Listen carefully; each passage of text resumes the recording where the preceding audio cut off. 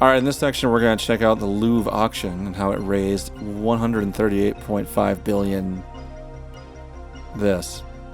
INN will return after a word from our sponsor. We already saw Cheese Girl about 5 times. In a last-ditch effort to stay afloat, the Louvre Art Museum held an auction of unprecedented scale yesterday. The museum was forced to sell off many of its older collections to pay off creditors and to raise funds desperately needed for renovations to the facility.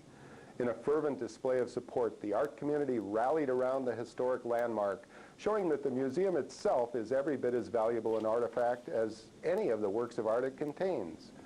The auction was an astounding success, raising 138.5 billion credits, easily surpassing the 100 billion credit goal.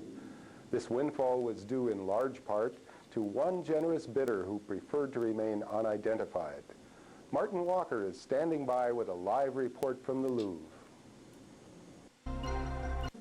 Thanks, Mark. I'm standing inside the historic Louvre Museum in Paris. Behind me sits one of the few pieces to survive yesterday's extensive art auction. Items up for auction included artifacts and works of art from many of the Louvre's oldest collections, including the Da Vinci exhibit, the ancient Egyptian, and Toltec Mayan exhibits. 4 particular items were snapped up by a generous bidder who paid much more than the asking price. The bidder's identity is unknown, but it is assumed to be an art enthusiast who didn't want to see the Louvre shut down. There are rumors, however, that the buyer may actually have been acting on behalf of another race in the symbiotry, which, according to the Earth History Preservation Act of 2322, would be illegal. We're told an investigation may follow. Museum sources that I spoke to speculated that the revenue from the auction will be enough to keep the Louvre in operation for at least the next 5 years. However, they warned me that the price of admission may go up in order to help cover operating costs. A small price to pay for such a wealth of human history and culture. So the Louvre's in trouble. It needs money. The Louvre's financial difficulties arose from a combination of rising maintenance costs, overspending, and lower than normal attendance. Several costly acquisitions in recent years sunk the museum into spiraling debt. When repairs to the facilities became unavoidable and visitor attendance fell, it became clear that a major influx of cash was needed to cure the museum's ills. In June, the decision was made to auction off several of its older exhibits. That decision paid off well yesterday. The 4 items that the unidentified bidder purchased included the Toltec Mayan ceremonial coffer, King Richard the Lionheart's sword from the Crusades, Leonardo da Vinci's Codex Atlanticus, and an interactive sculpture entitled Self-Awareness, credited to Kenneth Farnstein. Attendees of the auction said the buyer did not try to purchase any other items, but immediately made an excessive bid on these 4 artifacts as soon as the bidding opened. Experts estimated that the unidentified man paid at least 7 billion credits more than the true value of the pieces, but none could say why he was so interested in 4 such disparate artifacts. They eventually conceded that it may have simply been their rich histories that intrigued him. So here are the items that he bought. We have the Mayan coffer, which looks like this. This unusual jade and gold coffer is thought to have played a role in Mayan religious ceremonies. It was discovered in 2027. Hey, that's coming up in 5 years. How about that?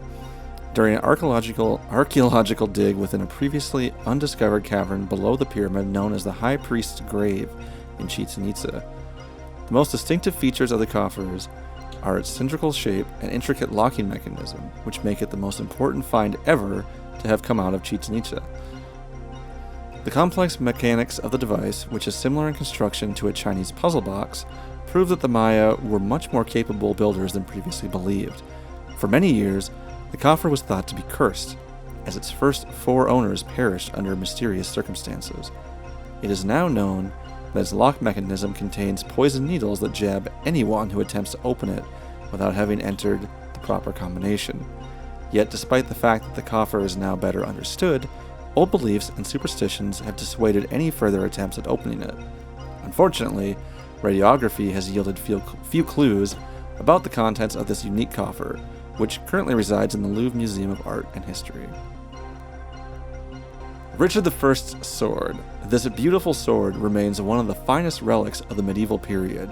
Its masterfully engraved forged steel blade is embellished with intricate ornamental designs from the very tip down to its elegantly simplistic hilt, which is punctuated with a 4-carat diamond. Thought to have been lost forever after taken by Philip Augustus in the siege of Chateau Gade in 1204, this masterpiece was unearthed almost a millennium later during excavation of a condemned French chateau.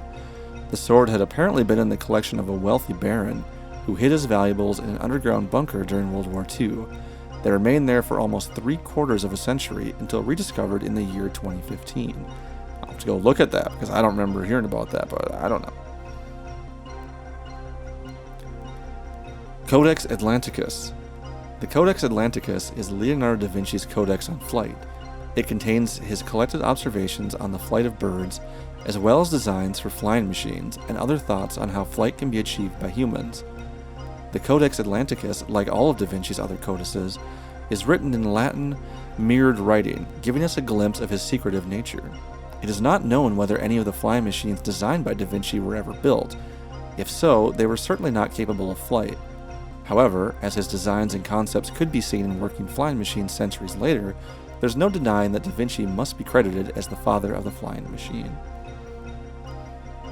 Our last one is self-awareness.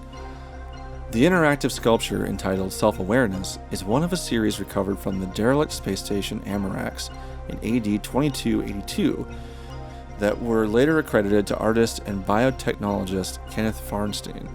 These sculptures have long been the subject of much speculation and controversy, as they followed a series of paintings undoubtedly by the same author, which Farnstein himself credited to an artificial personality which he had created.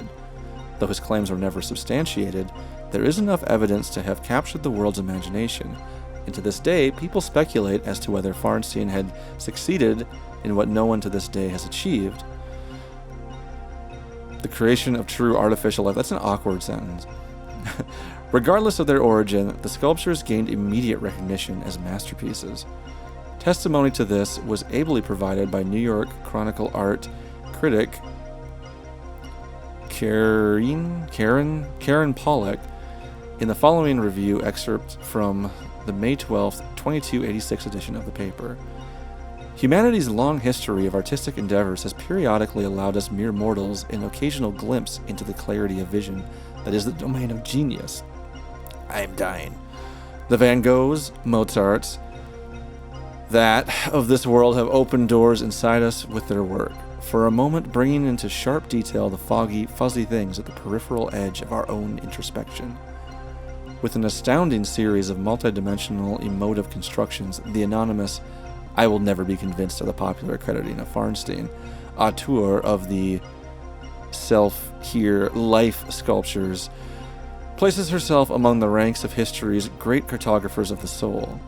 The pieces, which in their neutral form of luminous spheres are impressive enough for their unfathomable technology, have a physical presence that is impossible to convey in words, as, indeed, they have evaded the most accomplished documentarians' attempts to capture them on web.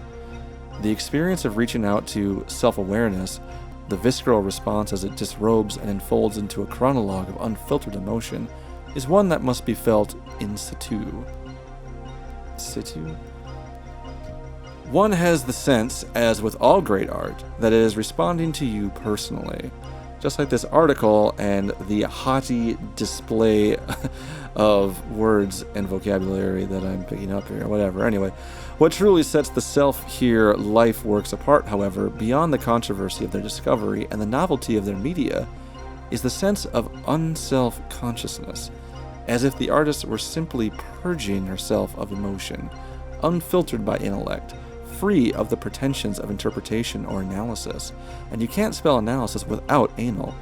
One is left to wonder if the artist is not a child, unrestrained by the burden of understanding, but driven by the need to make tangible the elusive currents of life, as if to capture them in the frame of a canvas, or the patterns of a projection were to somehow bind them, like the power of naming in arcane magic.